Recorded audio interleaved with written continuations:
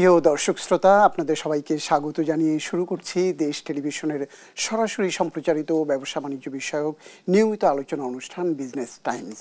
আজ আমাদের আলোচনার বিষয় অন্তর্বর্তী সরকারের এক বছরের অর্থনীতি এবং আগামীর চ্যালেঞ্জ।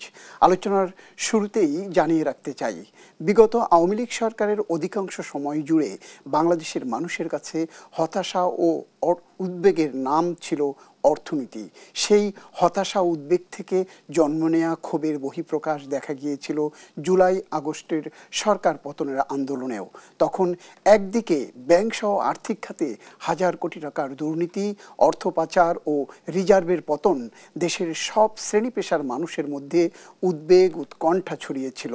অন্যদিকে দ্রব্যমূল্যের ঊর্ধ্বগতিতে মধ্য ও নিম্নবিত্তের মানুষের জীবনযাত্রা দিনে দিনে কঠিন হয়ে উঠেছিল। এমনতর পরিস্থিতিতে আওয়ামী লীগ ক্ষমতাচ্যুত হওয়ার পর দায়িত্ব নেওয়া অন্তর্বর্তী সরকারের কাছে উত্তরাধিকার সূত্রেই শক্ত আসন গেড়ে বসেছিল অর্থনীতির সংকট। কিন্তু বিশ্ববিখ্যাত অর্থনীতিবিদ ডক্টর ইউনূসের নেতৃত্বাধীন সরকার দায়িত্ব নেওয়ার অল্প দিনের মধ্যে বিভিন্ন পদক্ষেপে বেশ কয়েকটি পর্যায়ে দেশের সার্বিক অর্থনীতির বাঁক পরিবর্তনের ইঙ্গিত দিতে শুরু করে।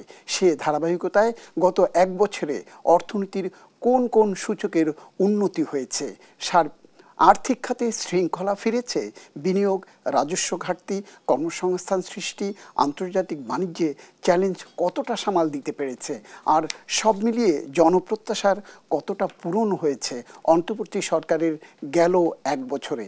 আজ আমাদের আলোচনার এসব প্রশ্নের জবাব খুঁজবার চেষ্টা করব আমরা। প্রিয় দর্শক, জবাব খুঁজতে আজ আমাদের স্টুডিওতে দুজন বিশিষ্ট অতিথিকে আমন্ত্রণ জানিয়েছি। একে একে তাদের সাথে আপনাদের পরিচয় করিয়ে দেব। আমার সর্বডানে রয়েছেন বাংলাদেশ উন্নয়ন গবেষণা প্রতিষ্ঠান BIDS-এর গবেষণা পরিচালক ডক্টর SM জুলফিকার আলী, এবং আমাদের দুজনের মাঝে রয়েছেন দেশের অর্থনৈতিক অঙ্গনের সেরা জাতীয় দৈনিক দ্য ডেইলি ফিনান্সিয়াল এক্সপ্রেসের সম্পাদক জনাব শামসুল হক জাহিদ। আপনাদের দুজনকে আজকে আমাদের এই আলোচনায় স্বাগত জানাচ্ছি। প্রিয় দর্শক, আর এই আলোচনা এগিয়ে নিতে আমি আপনাদের সঙ্গে থাকব সুলতান মাহমুদ। ফিরছি মূল আলোচনায়। আলোচনার শুরুতেই জনাব SM জুলফিকার আলী, আমি আপনার কাছ থেকে শুরু করতে চাই। আমরা প্রারম্ভিক বক্তব্য যেটি বলছিলাম, গেল এক বছরের নানান চড়াই উতরাই আমরা কিন্তু দেখেছি। প্রধান উপদেষ্টা থেকে শুরু করে উপদেষ্টা পরিষদের যারা রয়েছেন, বিশেষ করে অর্থনৈতিক উপদেষ্টা, বাণিজ্য উপদেষ্টা, বিভিন্ন পর্যায়ে বিভিন্ন রকম উদ্যোগ তারা নিয়েছেন যে ক্ষয়ে পড়া অর্থনীতিকে ঢেলে সাজানোর বা গতি ফিরিয়ে আনবার। কতটা গতি ফিরিয়ে আনতে পেরেছে গত এক বছরে? আপনার বিশ্লেষণ কি? ধন্যবাদ। আমি প্রথমেই মূল আলোচনায় যাওয়ার আগে একটা কথা বলে নিতে চাই। সেটি হচ্ছে, এখন এক বৎসর হতে চলল বর্তমান অন্তর্বর্তী সরকারের। একটা বিশেষ অবস্থার প্রেক্ষিতে জুলাই অভ্যুত্থানের মাধ্যমে যে পরিবর্তন এবং তারপরে যে সরকারটি এসছে, এখন গত এক বৎসরে আমাদের কি প্রত্যাশা এবং আমাদের কি প্রাপ্তি, সেটা নিয়ে এখন যখন আমরা আলোচনা করছি, সেখানে ইতিবাচক নেতিবাচক অনেক ধরনের আলোচনাই হচ্ছে।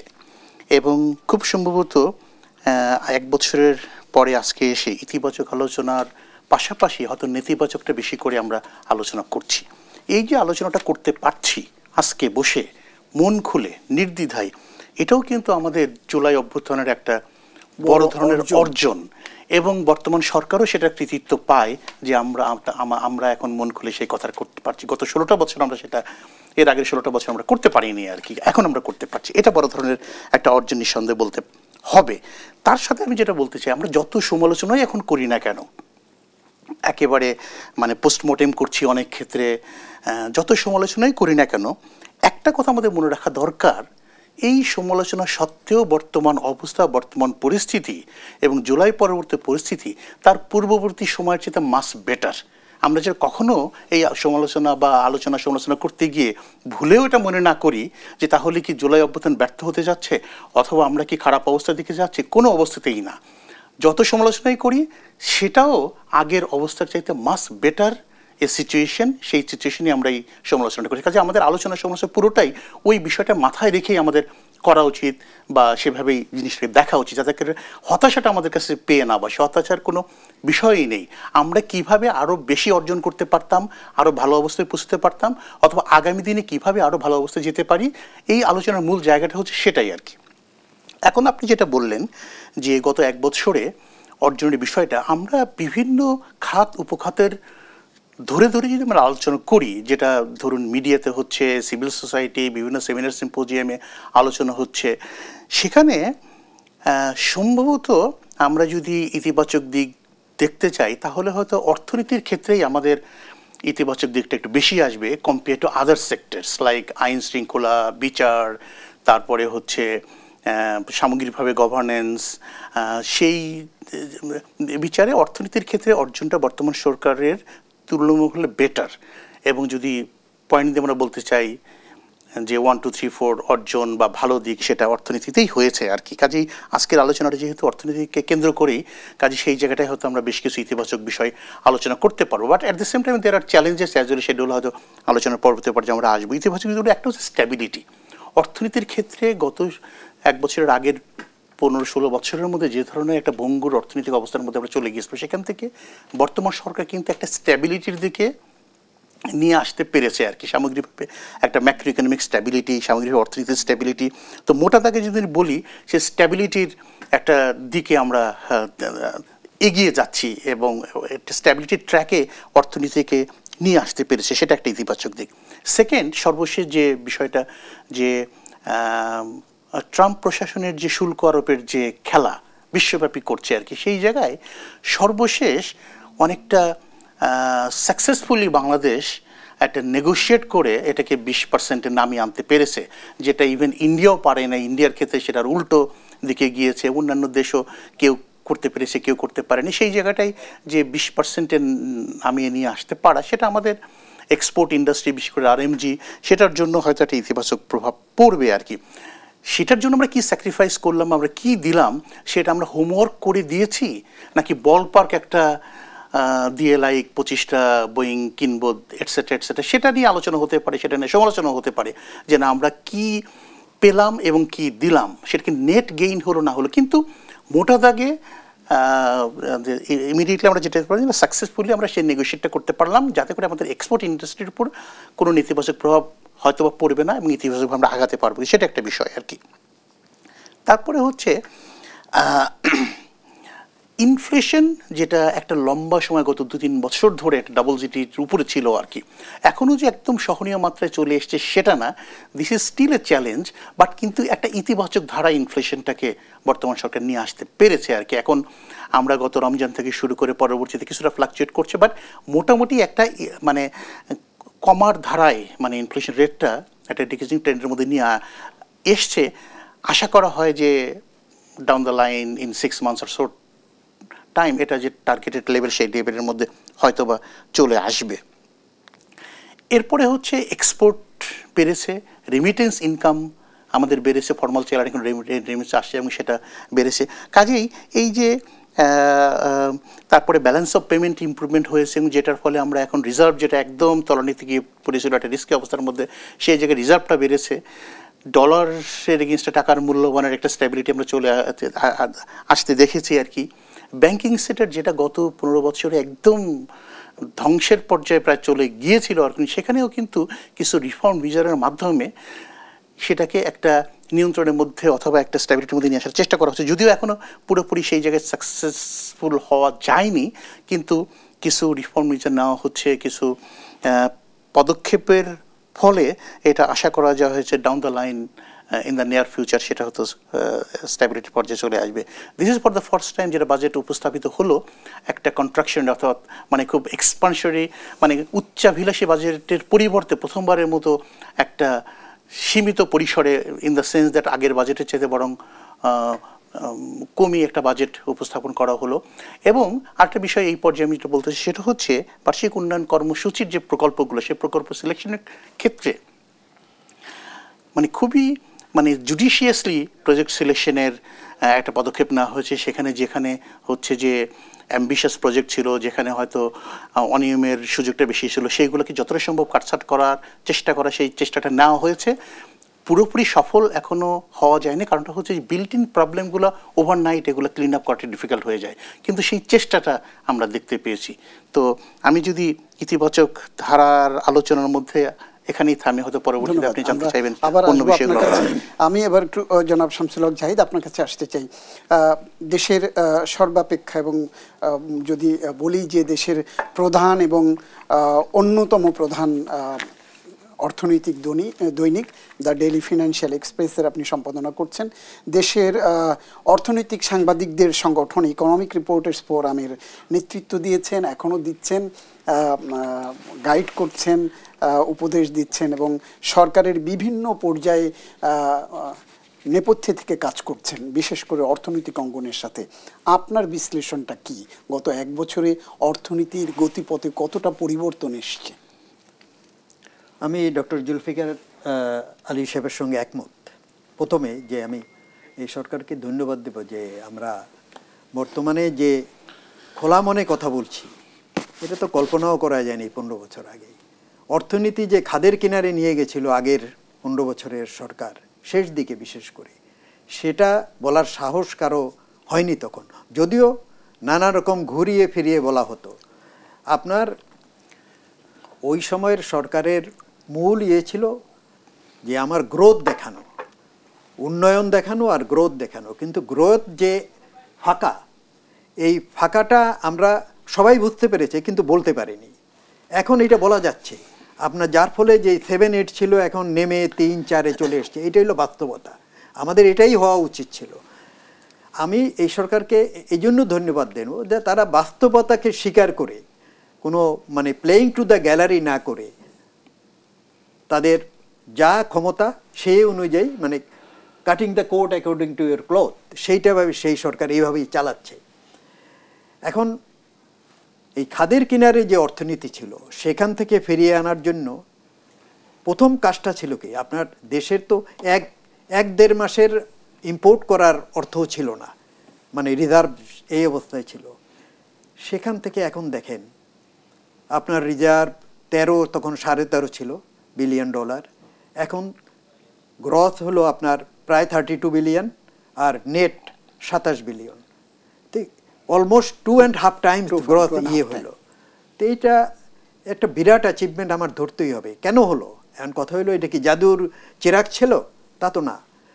এটার মূল কারণ যে দেখেন যে আপনার flight of capital, money laundering, ওইটা তো নাই এখন।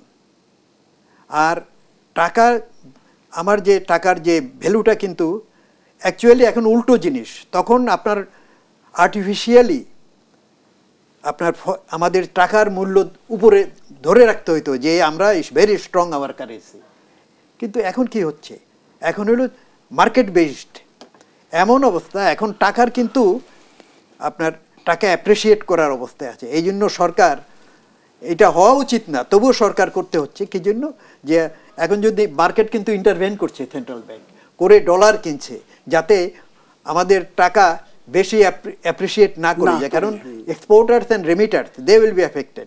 এটা আমাদের একটা দোটানা, আপনি মার্কেট বেশি কোন দিক রাখি, আমরা কোন দিক রাখি সে এই, কিন্তু আপনার দেখেন এক্সপোর্টার এবং রেমিটার্সদের এই টাকা না আসলে তো আপনার ফরেন এক্সচেঞ্জে এই অবস্থায় আসতো না। এখন এটা এই জিনিস দেখতে হবে। যাই হোক, এটা হলো positive side, balance of payment, আপনার কারেন্ট অ্যাকাউন্ট ব্যালেন্স সব কিছুই এখন আপনার একটা উন্নতির দিকে। কিন্তু ভালোর মধ্যে মন্দও আছে এই গত এক বছরে, সেটা হলো কিন্তু চেষ্টা হয়েছে। আমরা সেই ভালোর মধ্যে মন্দের জায়গাটা খুঁজবো একটা বিরতির পরে। প্রিয় দর্শক, একটা বিজ্ঞাপন বিরতিতে যাব আমরা, বিজ্ঞাপন বিরতির পর ফিরবো আবার আপনাদের সাথে, সেই পর্যন্ত আমাদের সঙ্গেই থাকুন। বিজ্ঞাপন বিরতির পর ফিরছি আবার আমাদের আলোচনায়। আজকে আমাদের আলোচনার বিষয় হচ্ছে অন্তর্বর্তী সরকারের এক বছরের অর্থনীতি এবং এই অর্থনীতির আগামীর কি চ্যালেঞ্জ, সেই চ্যালেঞ্জ নিয়ে আমরা আলোচনা করছিলাম। আমাদের সাথে দুজন অতিথি রয়েছেন BIDS এর গবেষণা পরিচালক SM জুলফিকার আলী, রয়েছেন দ্য ফিনান্সিয়াল এক্সপ্রেসের সম্পাদক শামসুল হক জাহিদ। আমরা এবার একটু আলোচনায় যেতে চাই এস এম জুলফিকার হোসেন, আপনার কাছে আপনি অনেকগুলো বিষয় এনেছেন গত সরকারের গত এক বছরের, সাথে সাথে বিগত সরকারের অর্থনীতিতে কেমন ছিল তারও একটি বর্ণনা আপনার বিশ্লেষণে উঠে এসছে। কিন্তু একটি বিষয় আমরা আলোচনা ইতিমধ্যে আমরা দেখতে পাচ্ছি যে অনেকগুলো অর্জন আছে, কিন্তু তার মধ্যে কি অবস্থা কর্মসংস্থান সৃষ্টি, আমাদের যে প্রতি বছর প্রচুর দক্ষ বা শিক্ষিত জনগোষ্ঠী কর্মবাজারে প্রবেশ করছে, সেই ক্ষেত্রে গত এক বছরে আমাদের কর্মসংস্থানের অবস্থানটিতে এই সরকার কতটা উদ্যোগী হতে পেরেছে এবং তার কোনো সুফল আমরা পাচ্ছি কিনা? আচ্ছা, ধন্যবাদ। যেটা আমি শুরুতেই বলেছিলাম যে আলোচনা সমালোচনা অর্জনের বিষয়টা আছে, but at the same time চ্যালেঞ্জের বিষয়গুলো আছে, যে জায়গাটা হয়তো আমরা আরও একটু বেটার করতে পারতাম কিন্তু করতে পারিনি, অথবা আগামী দিনে আমাদের করতে হবে। আপনি যথাযথভাবে উল্লেখ করেছেন সেক্ষেত্রে কর্মসংস্থান একটা বিষয়। সেই কর্মসংস্থানের সাথে যেটা ওতপ্রোতভাবে জড়িত সেটা বিনিয়োগ। আমরা গত এক বছরে private investment, direct foreign investment, সেই জায়গাটা একটা স্লোথ অবস্থা আমরা দেখতে পেয়েছি আর কি। এবং সেটার পিছনে কারণ আছে। একটা হচ্ছে লেনিনের একটা বিখ্যাত উক্তি, সেটা হচ্ছে politics is the concentrated expression of economics.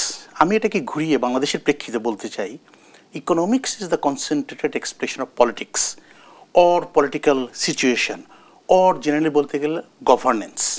ইকোনমির অবস্থাটা কী হবে সেটা পলিটিক্যাল স্ট্যাবিলিটি একদম ওতপ্রোতভাবে জড়িত। অর্থনীতির অবস্থা কী হবে সেটা শুধুমাত্র অর্থনীতি নিয়ে ইকোনমিক ইন্ডিকেটর নিয়ে আলোচনা করলেই হবে না, সেটার সাথে closely linked with political situation, political stability, governance etcetera. বিনিয়োগের কথাটা বলছিলাম, দেখেন একটা সফল মানে কোট আনকোট সফল একটা বিনিয়োগ সামিট আমরা দেখলাম, অ্যাজ ইফ যে পরের দিন থেকেই ফ্লাডেড হয়ে যাচ্ছে ইনভেস্টমেন্টে আর কি, কিন্তু ইট হ্যাডন্ট হ্যাপেন্ড। মানে মনে হলো যেন যে একটা ইমপ্রেশন তৈরি করলাম, কিন্তু সেটা কিন্তু রিয়ালিটিতে এখনো আসে নাই, আসবে না। কারণটা হচ্ছে যে যারা দেশীয় ইনভেস্টর এবং মোর ইম্পর্টেন্টলি বাইরে থেকে যারা আসবে তারা স্ট্যাবিলিটি দেখতে চায়, যে এই যে আমি যে ইনভেস্টটা করবো একটা দেশে বা একটা জায়গায়, সেটার সিকিউরিটিটা কতটুকু এবং সেটা কতটুকু মানে আমরা সেটা একটা লম্বা সময়ের জন্য আমরা সেই বিনিয়োগটা সেখানে রাখতে পারবো এবং সেখান থেকে মানে তারা তো বেসিক্যালি বিনিয়োগটা করে কী জন্য, তারা তো সেখান থেকে প্রফিট আর্ন করতে চায় আর কি, রিটার্ন পাওয়া হচ্ছে। কাজে ওটা নিশ্চিত না পর্যন্ত আসবে না। কাজেই political stability is very important. আমরা অতি সম্প্রতি এখন ইলেকশনের ডেট শুনলাম, হয়তো একটা মোর স্টেবল ডেমোক্রেটিক ট্রানজিশন, একটা মোর পলিটিক্যালি একটা ট্রানজিশনের দিকে স্টেবল অবস্থার মধ্যে যাব, তখন হয়তো গ্র্যাজুয়ালি ইনভেস্টমেন্ট হবে। ইনভেস্টমেন্ট না হলে আপনি নতুন কর্মসৃজন কীভাবে করবেন? দ্যাট ইজ হোয়াই কর্মসৃজনটা হয়নি, বেকারত্বটা বেড়েছে এবং শিক্ষিত বেকারত্বের সংখ্যাও, ইউথ আনএমপ্লয়মেন্ট, এডুকেটেড আনএমপ্লয়মেন্ট সংখ্যাটা বেড়ে গেছে আর কি। এটা কিন্তু হিউজ একটা চ্যালেঞ্জ। এবং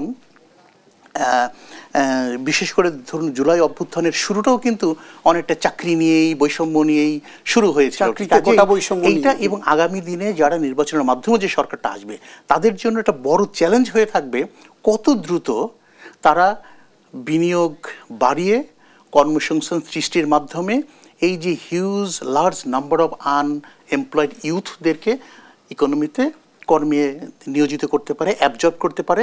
সেটার উপর কিন্তু দেশের অর্থনীতির এবং পলিটিক্যাল সফলতা অনেকাংশেই নির্ভর করে। এটা একটা বড় মাত্রায় গত এক বছরে আমরা সেদিকে খুব বেশি একটা যেতে পারিনি, যে কারণে বিনিয়োগ স্থবির হয়ে গেছে, কর্মসংস্থান সৃষ্টি করা সম্ভব হয়নি। এটা সরকারের কি সেখানে কোনো উদ্যোগ দেখেছেন?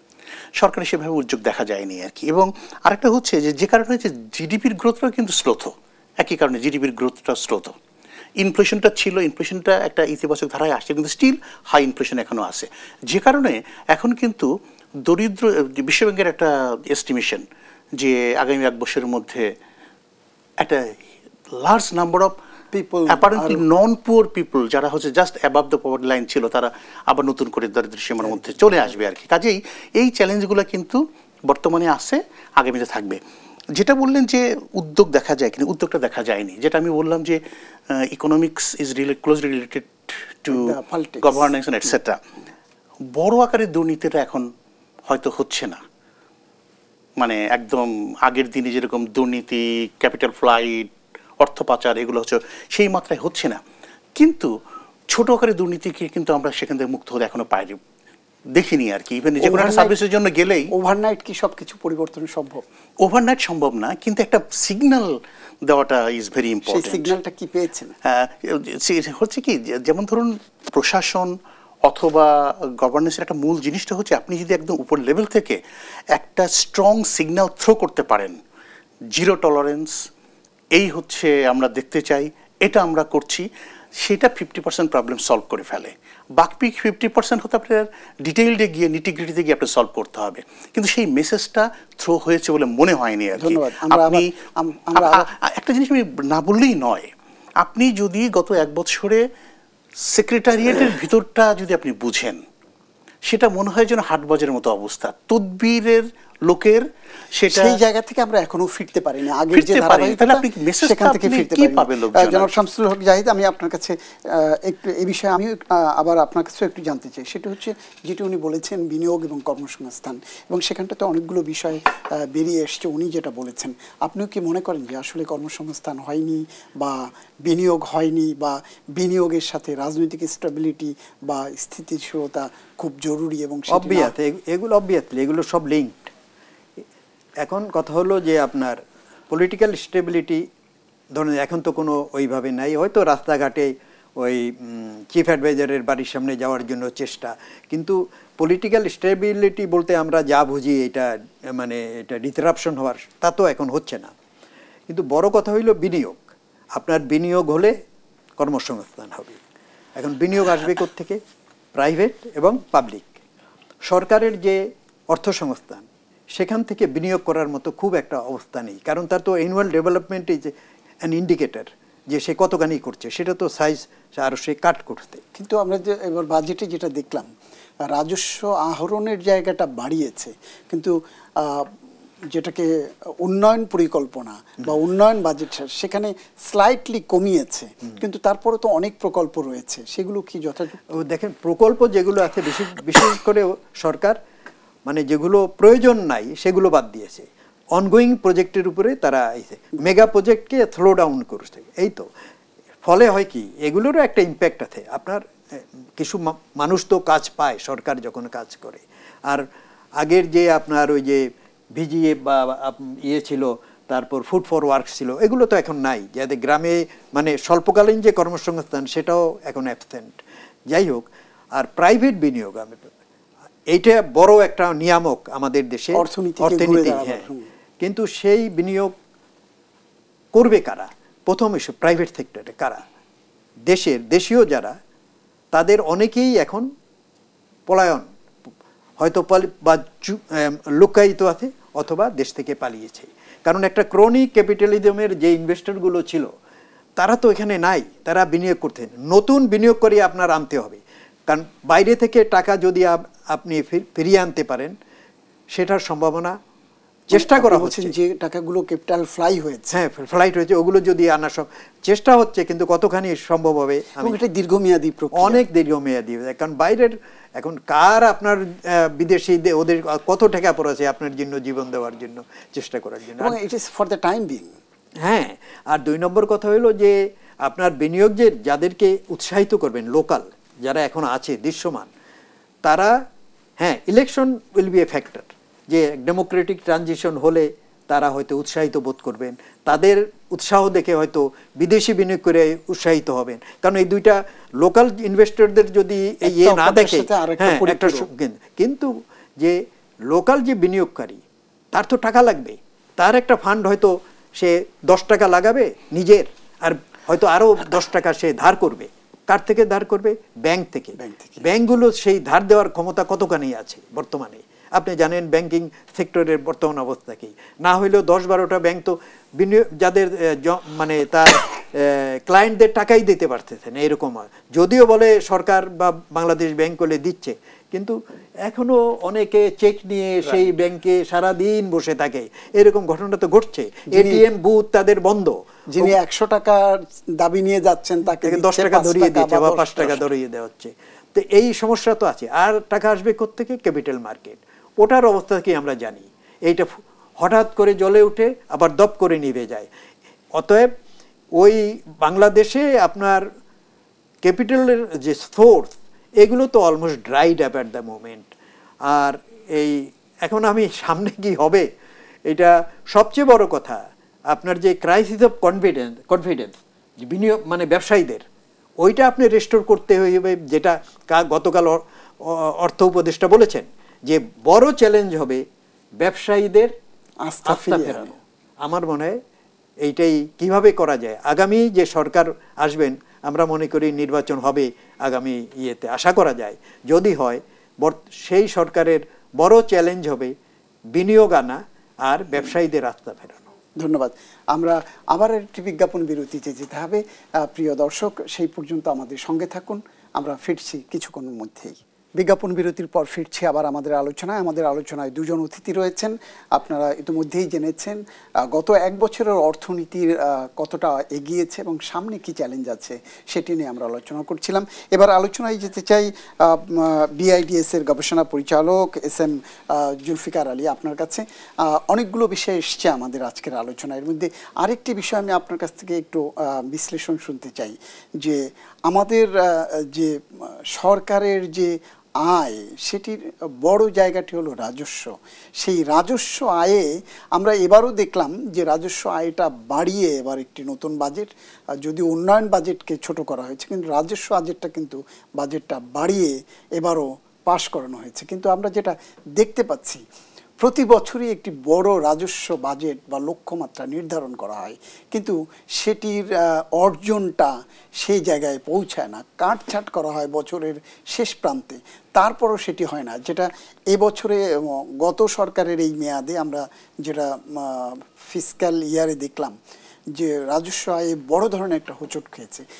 এই হোঁচটের পরেও আবার একটি বড় রাজস্ব আদায়ের লক্ষ্য কিভাবে দেখছেন এবং সেটি এই সময়ে অর্জন কতটা সম্ভব বা সম্ভাবনা আছে? ধন্যবাদ।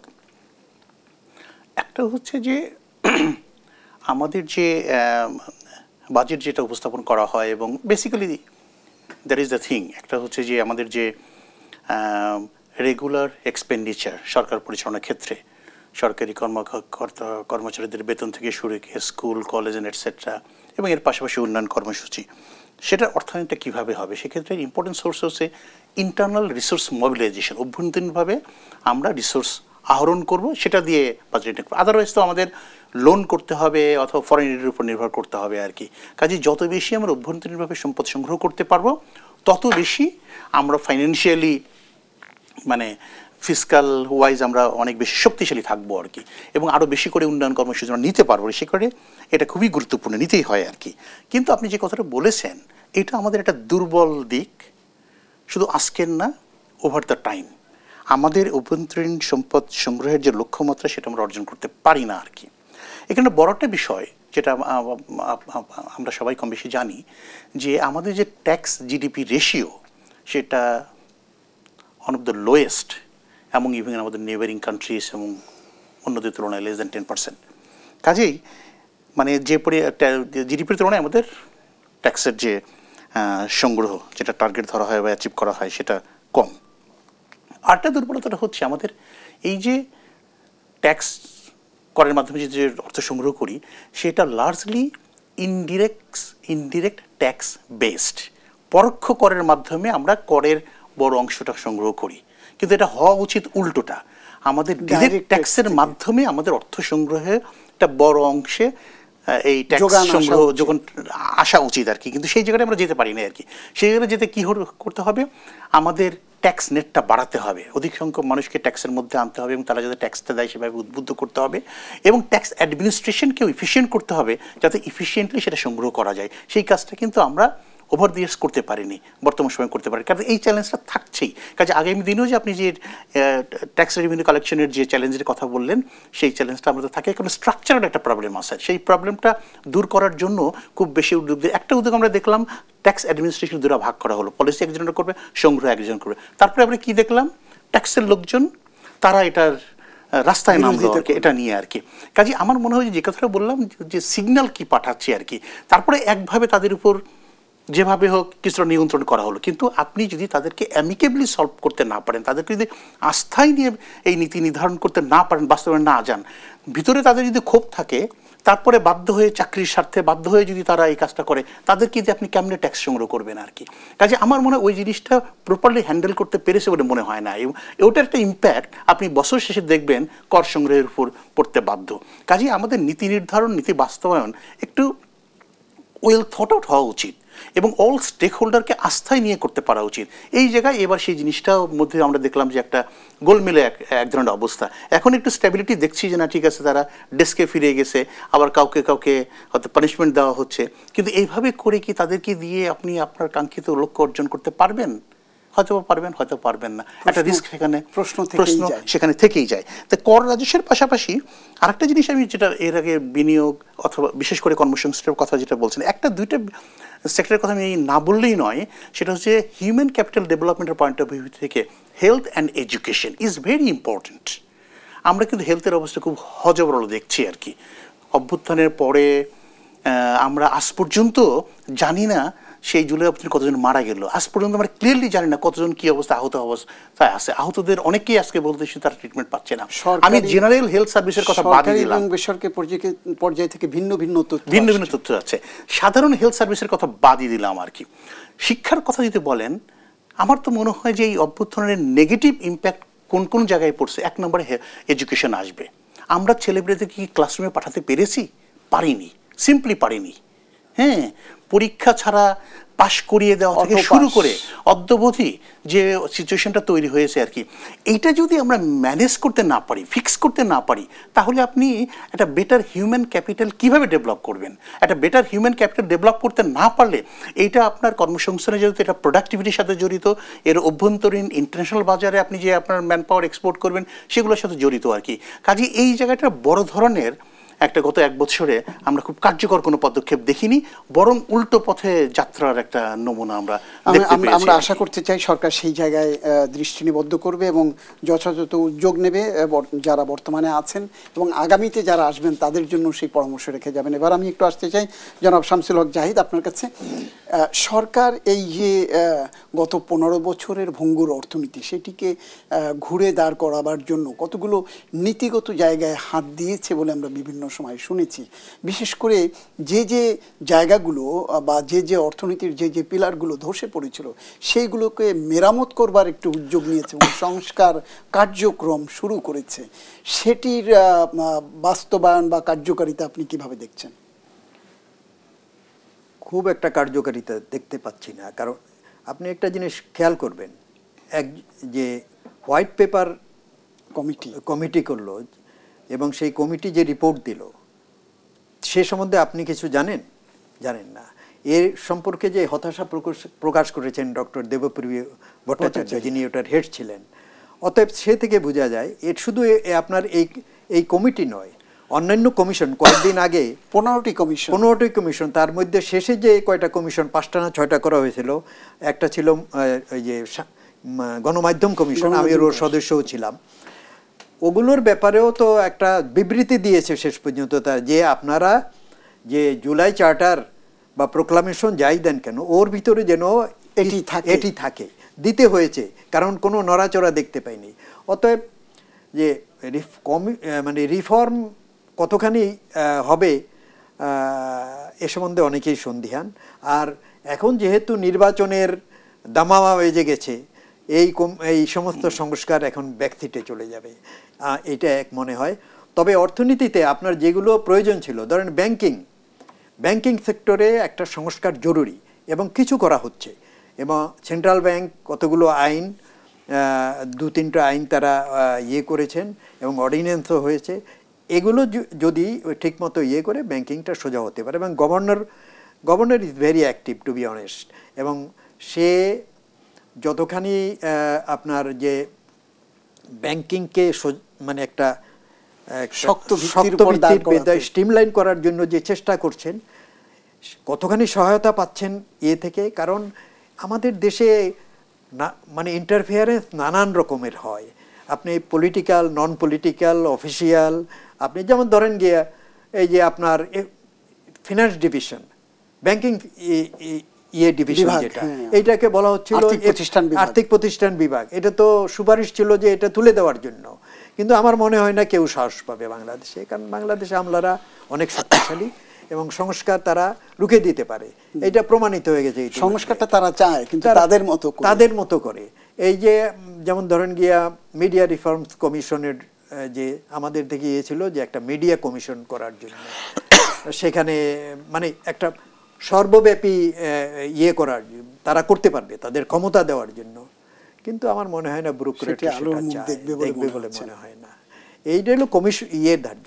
তারপর উনি যে আমি একটু ওনার যে রেভিনিউর যে ইস্যুটা, এটা যে আমরা ধরেন গিয়ে যে গতবারের যে পারফরমেন্স, আমরা এবছরের যে বাজেটে টার্গেট রেখেছি ওইটা 36% মোর দেন লাস্ট ইয়ার। এইটা মানে সো অ্যাম্বিশিয়াস, এটা কতখানি বাস্তবায়নযোগ্য কিনা এটাও তাদের মাথায় ঢোকে না। তারপর আপনার এখানে যেমন ভ্যাট 43% ডিক্লাইন করেছে গত বছরের চেয়ে। তারপর custom duty 29% overall last fiscal ইয়ারের তুলনায়। তারপর আপনার ওভারঅল 19% ডিক্লাইন, সেখানে আপনি এখন 36% চান এডিশনাল করার জন্য গত বছরের চেয়ে। তো এটা অবাস্তব, এবং এটা যেহেতু সম্ভব না, কারণ কি আপনার ওই যে স্লো বিজনেস অ্যাক্টিভিটি, তারপর আপনার যেটা আছে এডিপি, আপনার গত বছর দেখছেন কতখানি এডিপি বাস্তবায়িত হয় না বেশিরভাগ, তাই না? 62 না 63% যদি হয়, অন্যান্য বছরে এটা 88, 90 এরকম হয়। অবশ্যই সেখানে একটা চুরির মহোৎসব ছিল, হ্যাঁ সেটা একটা ফাঁক সেখানে, শেষ মাসে সব যেন ইমপ্লিমেন্টেড হয়ে যায়, এটা বোধহয় এবার হয়নি। এটা একটা ভালো দিক, যা সত্যি সেটাই প্রকাশ করা হয়েছে। তবে এই বিনিয়োগ আপনার এটা তো একটা মহা চ্যালেঞ্জ, এবং revenue income will be challenge, এবং সংস্কার, ব্যাংকিং খাত, তারপর আপনি এই যে ক্যাপিটাল মার্কেট, আপনি capital market should be the major source of your investment money, তাই না, ফান্ড। কিন্তু আমাদের দেশে উল্টো, আপনি যে ব্যাংকগুলো হইলো শর্ট টার্ম ফিনান্সিং এর জন্য, আপনি লং টার্ম ফিনান্সিং এর জন্য ওদেরকে ইউজ করতেছেন। এইটা this is dislocation and disruption. ধন্যবাদ আপনাদের দুজনকে আমাদের সঙ্গে আলোচনায় থাকবার জন্য। প্রিয় দর্শক, আমাদের আলোচনা শেষ পর্যায়ে চলে এসছে। তার আগে জানিয়ে রাখতে চাই যে ইতোমধ্যে যে পরামর্শগুলো এসছে, আসলে অন্তর্বর্তীকালীন সরকারের এই এক বছরে অনেকগুলো বিষয়ে তারা অ্যাটেনশন দেওয়ার বা লক্ষ্য নিবদ্ধ করার চেষ্টা করেছে, এবং সেখানটাতে কতগুলো সংস্কারের চেষ্টা করা হয়েছে। আমরা দেখেছি এনবিআর এর সংস্কারের উদ্যোগ দেখেছি, পুঁজিবাজারের সংস্কারের উদ্যোগ দেখেছি, আর্থিক খাতে বিশেষ করে ব্যাংকিং খাতে সংস্কারের উদ্যোগ দেখেছি, এবং নানানমুখী পদক্ষেপ তারা নিয়েছেন। কোনো জায়গায় সফল হয়েছেন, কোনো জায়গায় সফলতা দৃশ্যমান এখনও হয়নি। তবে আমরা আশা রাখতে চাই এই সরকারের কাছে আগামী নির্বাচিত সরকারের জন্য তারা এমন কতগুলো দিক নির্দেশনা রেখে যাবেন যে ভঙ্গুর অর্থনীতিকে কত দ্রুত ঘুরে দাঁড়ানো যায়, কর্মসংস্থান সৃষ্টি করা যায়, বিনিয়োগ উৎসাহিত করা যায়, সেই দিক নির্দেশনা এবং যে চ্যালেঞ্জগুলো আছে সেই চ্যালেঞ্জগুলো কীভাবে আগামী দিনের চ্যালেঞ্জগুলো মোকাবেলা করা যাবে সেই রকম পথ নির্দেশনাও থাকবে, যেটি অন্তর্বর্তীকালীন সরকারের শুরুর দিকের সংস্কার উদ্যোগে এই সরকারের পক্ষ থেকে বলা হয়েছিল যে স্বল্পমেয়াদী সংস্কারগুলো তারা করবেন, মধ্যমেয়াদীটা চেষ্টা করবেন, কিন্তু দীর্ঘমেয়াদের পথ নির্দেশনা তারা রেখে যাবেন। সেই আশাবাদ ব্যক্ত করে শেষ করতে চাই আলোচনা। আর আলোচনা শেষ করার আগে জানিয়ে রাখতে চাই, দেশ টেলিভিশনের ব্যবসা বাণিজ্য বিষয়ক এই অনুষ্ঠান বিজনেস টাইমস সপ্তাহের শনি থেকে বৃহস্পতি 6 দিন একই সময়ে সরাসরি সম্প্রচার করা হয়। নিয়মিত দেখার আমন্ত্রণ জানিয়ে আজকের মতো এখানেই ইতি টানছি আমি সুলতান মাহমুদ। সঙ্গে থাকবার জন্য আপনাদের সবাইকে অনেক অনেক ধন্যবাদ।